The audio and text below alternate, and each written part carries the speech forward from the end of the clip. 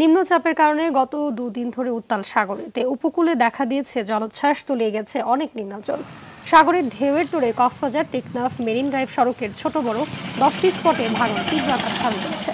জোয়ারের চাপে দেশের বিভিন্ন অঞ্চলে বন্যা নিয়ন্ত্রণ বাঁধ ঝুঁকির মুখে পড়েছে, ভেসে গেছে মাছের ঘের। এছাড়াও উপকূলীয় জেলাগুলোর বিভিন্ন এলাকায় পানিবন্দী হয়ে পড়েছে হাজার হাজার মানুষ।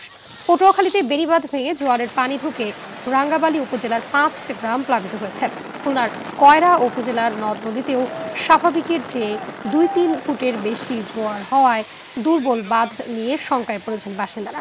লক্ষ্মীপুরের কমলনগরে মেঘনার উত্তাল ঢেউ তীরে আছড়ে পড়ায় ভাঙনের সৃষ্টি হয়েছে।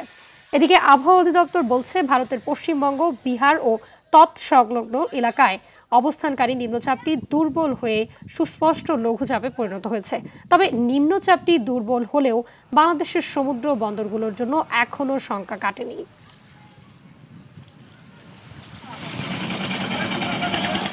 নগদের কাছে হক করলেই সমান, হেললেগা নগদের সেন্টারে একদম ফ্রি।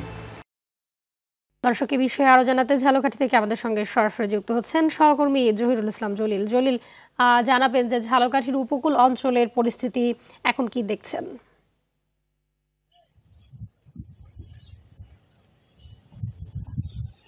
হাবিবা, দুর্যোগপূর্ণ যে আবহাওয়ার বিষয়টি আমরা যদি লক্ষ্য করতে পারি, যে গত দুদিনের যে দুর্যোগপূর্ণ আবহাওয়া ছিল, ভারী বৃষ্টি এবং সেই সাথে কিন্তু জোয়ারের পানি বৃদ্ধি পেয়েছিল।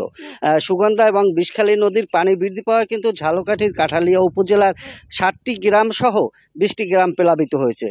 অসংখ্য মাছের ঘের তলিয়ে গেছে, ক্ষেত খামার তলিয়ে গেছে। এছাড়াও কিন্তু যে যোগাযোগ ব্যবস্থা, যে গ্রামীণ রাস্তাঘাট, সেগুলো তলিয়ে কিন্তু যোগাযোগ ব্যবস্থা ব্যাহত হয়েছে, দুর্ভোগে রয়েছে এসব এলাকার লোকজন।